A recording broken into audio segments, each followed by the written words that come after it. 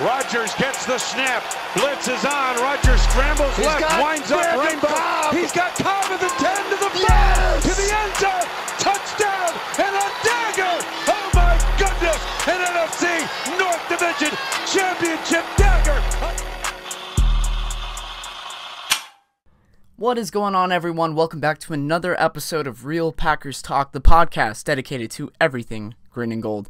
I am your host, Ethan Peltier, and after a long week, I'm finally back with my Week 5 preview. It is Packers and Giants in London. This is the first London game that the Packers are playing in, so that's really exciting.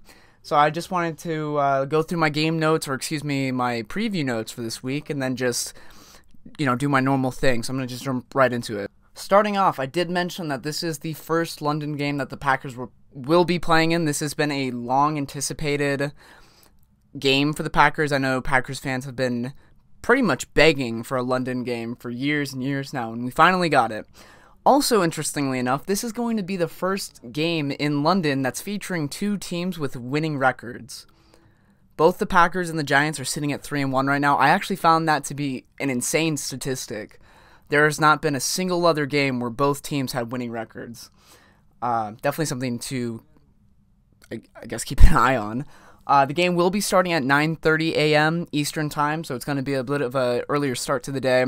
I'll be getting up pretty early over here to watch the game myself, but I'm looking forward to it. Before I jump into any keys to the game or predictions or anything like that, I do want to go over the injury report briefly. It looks like Bakhtiari and Jair Alexander were not given injury designations this week, which means that they will both be playing. That's really good news. Obviously, Jair missed last week with a groin injury. My guess is that it was just a precaution to keep him out of the New England game, and that they were always kind of planning on, okay, we're going to sit him a week and then get him back for the London game. So that's good news. I know Adrian Amos went down early against New England with a concussion.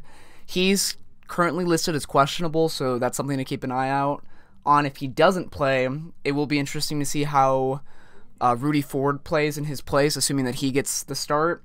He had a pretty decent game last week against New England, and I liked what I saw from him. It wasn't perfect by any means, but it's definitely nice to know that there's good, solid depth throughout this entire depth chart. Throughout the entire team, we have depth. That is a really, really good thing. Similar to the Patriots last week, the Giants are actually dealing with a number of injuries themselves. I know for a fact that 3 of their receivers are going to be out, which includes Kenny Golladay and Kadarius Toney. So the Giants are definitely going to be thin at receiver. Not that it matters all that much, in my opinion, because they're more of a run-first team anyways. Even Daniel Jones himself, it seems like he'd rather run the ball than pass it, if you ask me.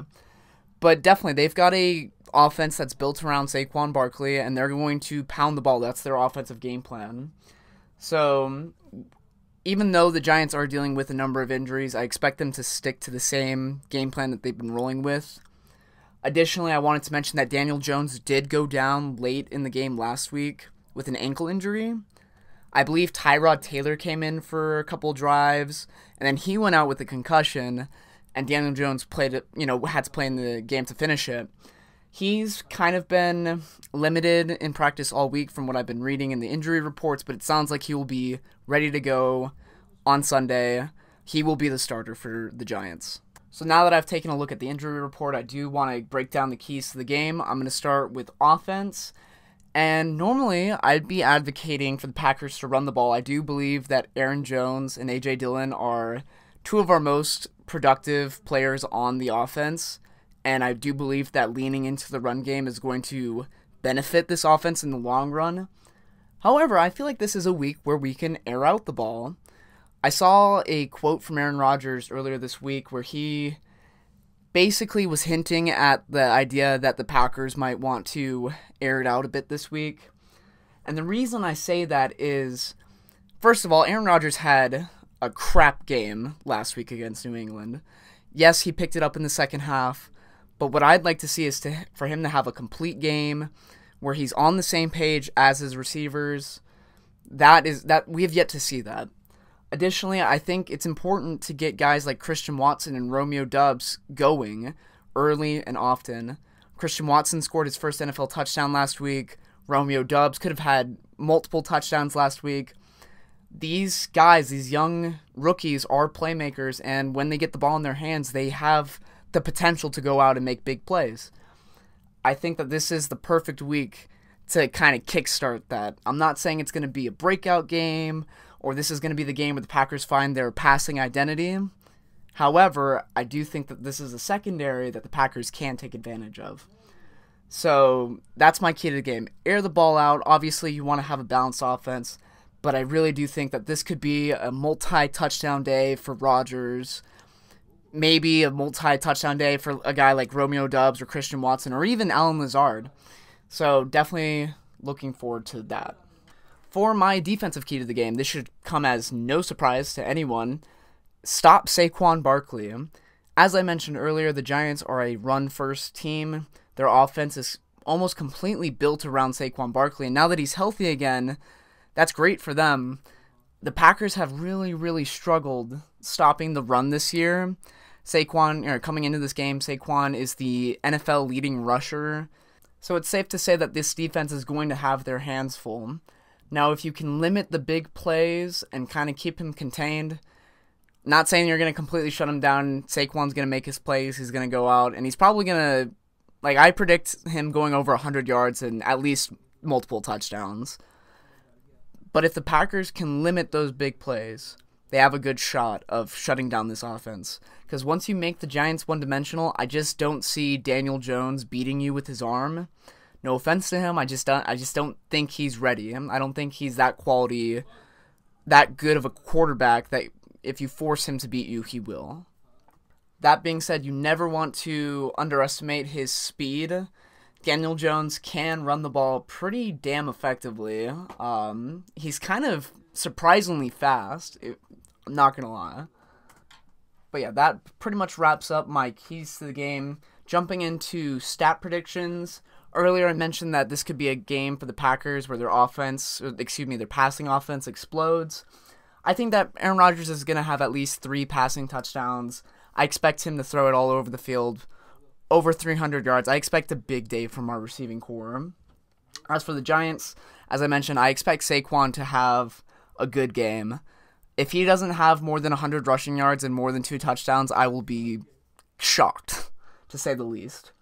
That being said, though, even though both teams are 3-1, I do think that the Packers are the better team coming in. Obviously, I'm biased. They are certainly the more healthy team coming in. And really what I just want to see from this group is a focused and complete game. It's not easy to go over and play, overseas in London. I'm sure there's a ton of distractions that are going on right now. But if the Packers can go in, stay focused, play their game for 4 quarters, I expect them to come out of this game with the W. To wrap up this episode, I'm going to give my final score prediction, and it's going to be 24-21, Packers on top. Let's go get this W. Let's get a safe trip back home, and then let's get prepared for next week. I'm super excited to wake up early tomorrow and watch football in the morning. I can't wait. But yeah, that wraps up about everything that I had for today. I do want to thank you all for listening. It means the world to me. I'm slowly but surely building an audience for this podcast, and every listen counts. Like I said, it just means a lot to me. So thank you so much to all of you guys. I'm having a blast doing this, and I can't wait to continue to polish this. So lastly, I want to mention that I did start a Twitter. You can find me at Real Packers Talk. Feel free to hit me up anytime if you want to talk Packers, football, any of that stuff. Love interacting with you fans. And with that, I'm going to kind of wrap it up with this. You can find my podcast anywhere on YouTube, Spotify, or Anchor. Thanks again for listening. I'm going to leave y'all with the Go Pack Go. Peace.